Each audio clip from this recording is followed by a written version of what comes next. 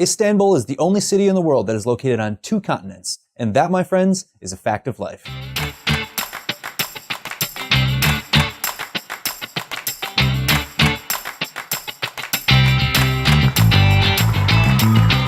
Thank you, and welcome to That's the Facts of Life, where we go through all the topics that matter to you and bring you just the facts. Today's topics include barred without objection and FINRA's board election. But first, let's check in on that naughty list. Top of the list this week is a Florida broker with nearly 15 years of experience. Douglas Wayne Stutter, who should be accepting an award for the greatest cowboy name ever, instead finds himself barred from the industry.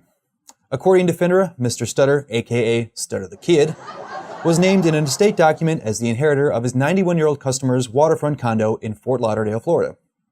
FINRA began investigating Mr. Stutter in 2015 when he refused to appear last month and give on-the-record testimony.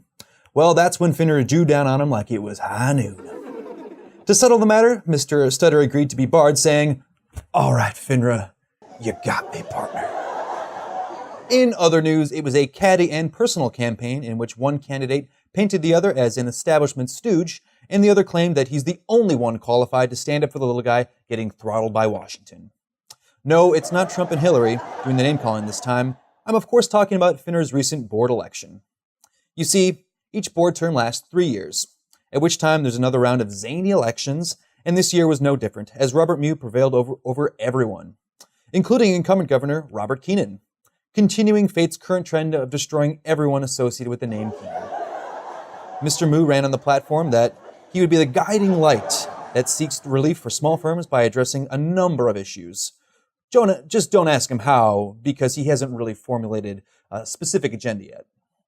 Well, this rally cry certainly got the troops motivated, as evidenced by the election turnout of about 43%, or less than half of FINRA's 1,500 small firm members. Which begs the question, why the small turnout? Perhaps it's because each election they hear the same thing.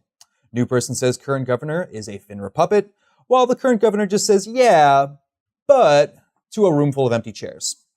The next thing you know, there's a newly elected governor who was elected by a group of less than half of their peers, most of whom only voted because they mistakenly thought they were drafting for their fantasy football team. It's a fail-proof formula, really. Just come out with something new every 3 years and make sure it's exactly the same as the last time before.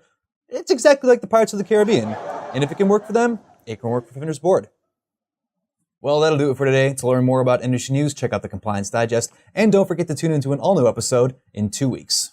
Oh, and in case you didn't know, in the late 1800s, Colgate conveniently made toothpaste in a jar. And that, my friends, is a fact of life.